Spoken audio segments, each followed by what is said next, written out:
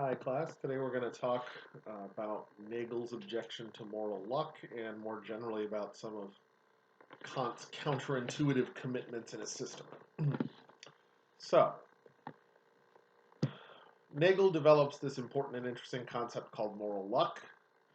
Um, his specific definition has to do with when things outside of an agent's control affect moral ascription. More generally, you might think of moral luck as when circumstances matter to ethics.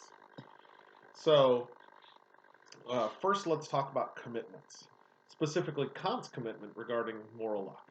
So, remember what we called the really important argument, or tria, concludes that circumstances don't matter to ethics and that intent does matter to ethics, which means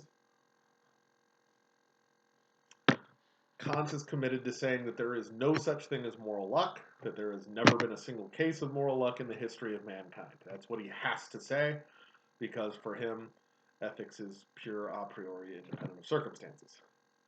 So, that means that if Nagel can convince you that there's a case of moral luck, you just can't be a Kantian. Period. The end. That's why we're presenting the moral luck as an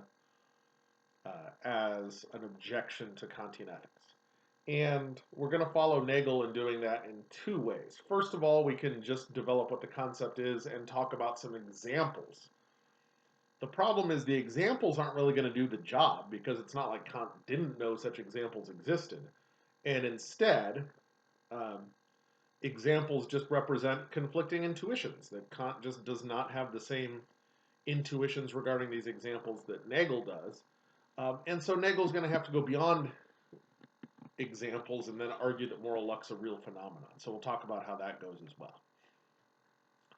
So, again, moral luck is when something outside the agent's control matters to ethics, i.e., circumstances matter to ethics. And Nagel points out that there's really four places that circumstances could enter into moral ascription.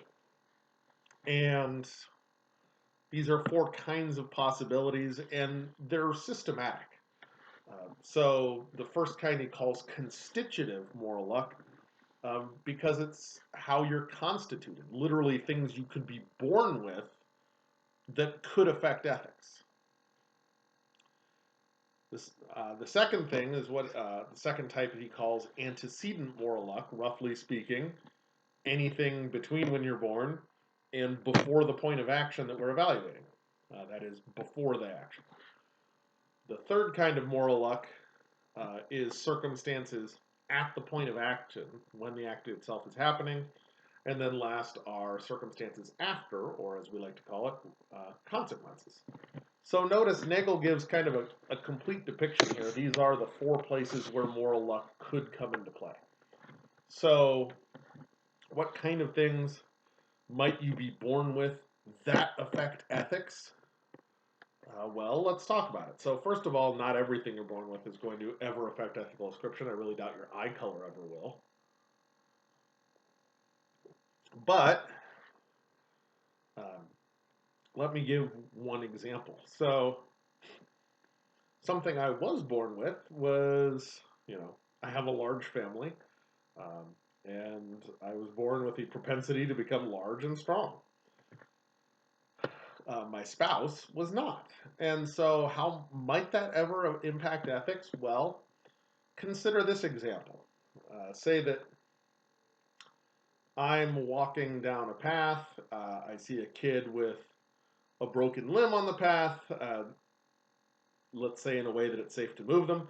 And so something I can do to help fulfill my moral obligation there, in addition to calling for help, I can pick up this kid, let's say they weigh 90 pounds, walk the mile back to the parking lot to make it easily accessible for the ambulance. Let's say that's the best thing to do.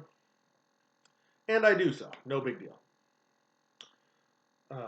By contrast, suppose my spouse is in that exact same situation, that she is morally obligated as the best thing to do to carry someone who is basically 2/3 of her weight for the mile back to the parking lot. That would be an incredible feat. I mean, she's going to be suffering, and she's going to be sore for weeks afterwards if she doesn't pull anything.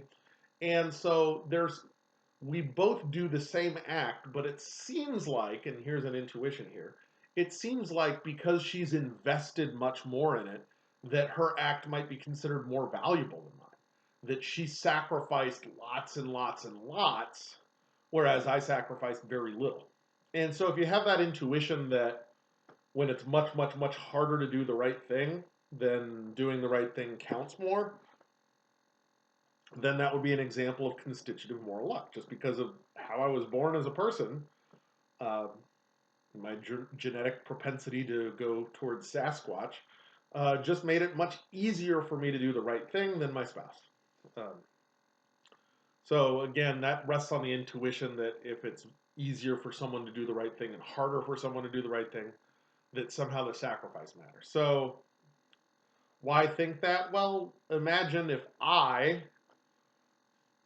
the lowly philosophy professor, gave $20,000 to a life-saving charity versus someone who's a multi-billionaire gave $20,000 to a life-saving charity. The actual amount is the exact same, and yet it cost me much, much, much, much more because of the sacrifice involved. So if you feel like that matters to ethics, then the first example should be a case of moral luck. If there's a case of moral luck, you have to throw Kantian ethics on the rubbish heap. Second type of example, what kinds of things might be antecedent moral luck? These are things that come before the action that seem to impact the act themselves. So, for instance, if a child was severely beaten at home by a parent that morning, and then they get into a fight at school, you might be more forgiving of that person than someone who just got into a fight at school who had an idyllic home life. What does that tell you? Well, if they're both bad, of course, but if one seems worse than the other to you, then you've just granted that there is antecedent moral luck, which means we have to throw Kantian ethics on the rubbish heap. So there's that. The circumstances at the point of action are what they sound like,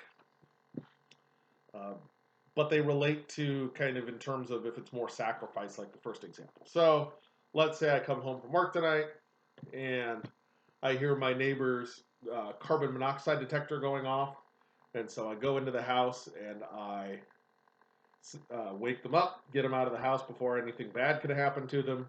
Case closed. Now imagine the same thing happened, except instead of the carbon monoxide detector going off, the building's on fire. That's something at the point of action, which makes doing the right thing much, much, much more dangerous. And so if you have the intuition that those two are morally different, that while they're both good, the one that effectively costs me more is more valuable, then you might say there's a moral luck at the point of action. Lastly, there's consequences. We've talked a lot about consequences in Unit 3. Do consequences matter to ethics? Kant has to say no. And, of course, the famous examples are things like, well, Kant says don't lie ever. So if you're in World War II and the SS knocks at your door and says, "Excuse me, are you hiding Jews?" Yeah, there's a whole family of them in the attic. Go for it. The consequences are you're telling the truth is going to get people killed. And so you might think that, well, when a lie saves lives and the lie doesn't save lives, those are morally different. And if so, that means you think consequences matter to ethics. Consequences are a form of moral luck, and therefore you have to throw Kantian ethics on the rubbish bin. And let me pause here. So, of course, Kant is aware of this kind of choice. He in the lectures later, that is, the lectures he did as a professor that we have the students' notes on, he addressed this kind of situation. Not that exact situation, since Kant didn't have a time machine and he died in 1804. but he certainly addressed situations where lying could save somebody's life. And so it's kind of an interesting response to what he said, so I'm going to mention it here. To start with an analogy, uh, if you're familiar with the game of poker, here's something funny about poker. You can play a perfect game, that is, do all the rationally right decisions every time, and still lose. Why? Because there's luck involved. And anytime you involve luck, you introduce the chances of getting screwed by luck. And so Kant says something kind of similar about ethics. That, well, you could play a perfect game of ethics, so to speak, but it's an unfortunate fact about the world, not about ethics, but about the world, that, perfect intent doesn't always lead to perfect consequences, etc. And so that's a very rough idea of how he addresses some of these moral luck cases. And so notice, if we stopped here, all we have is a clash of intuitions between Kant and Nagel. Nagel says, it sure seems like these cases are morally different to me. And Kant just says, no, it doesn't seem like it to me. And so we're at an impasse. Just a few more examples. So think of stealing bread because you don't want to pay for it versus stealing bread because you're starving. Well, those seem to be circumstances that are outside of your control, whether you're starving or not. And it seems less bad to steal bread in that case. Kant says no. The moral law is the moral law, and it does not admit to exceptions. You would not want Kant on your jury. There are no extenuating circumstances for Kant. So if we just stop there, we're at a battle of intuitions. And if you feel like I'm being particularly hard on Kant, remember we defended Kant 2 videos ago. So we kind of gave Kant his due already. Tria is persuasive. There is some good reason to think that intent matters to ethics and that the circumstances don't. But here's where Nagel gets clever. Because here's how Nagel moves beyond intuitions. And this is where he points out that moral luck is predictive. And if it's predictive, it must be a real thing.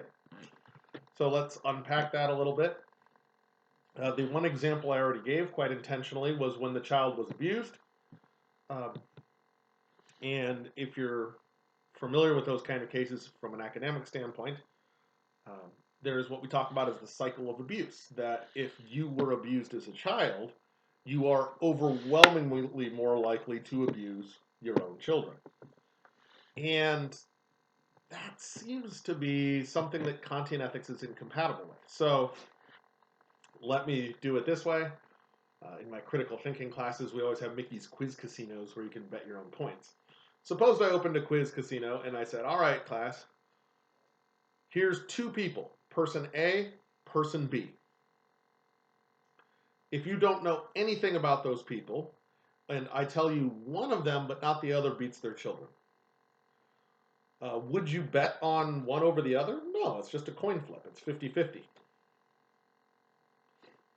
However, suppose I then say, and person A was severely abused themselves as a child. Now you should place a bet, because now it's overwhelmingly more likely, I think it's 88% and 12%, something like that. It's overwhelmingly more likely that person A is the one who abuses their child.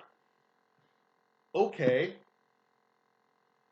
but what does that mean to Kant? Well, for Kant, whether you are abused yourself as a child should not be relevant to whether you do the right thing, which means for Kant, even after we get that new information, it has to stay 50-50. Kant says, nope, they're equally capable of acting out of reverence for the moral law. And there's the problem, because it's not 50-50. Yet if Kant were right, it seems like it would be, hence the fact that moral luck is a real predictive phenomena, even if it's just probabilistically predictive, it's still a gigantic problem for Kant. So that's the issue of moral luck. If we were in class and we had a little more time, we tend to do a lot more evaluation about whether we want to be Kantians or not, and we might talk about some other objections as well to Kant, but I don't want to overwhelm you, so we do strip down a little, but I'm happy to talk if you want to post in the discussion boards. If you want to talk about whether Kant system seems right in general or wrong in general, what's good, what's bad, etc. Those are great things to talk about in discussion boards, so stick them here in the Nagel section. Otherwise, we will see you next time.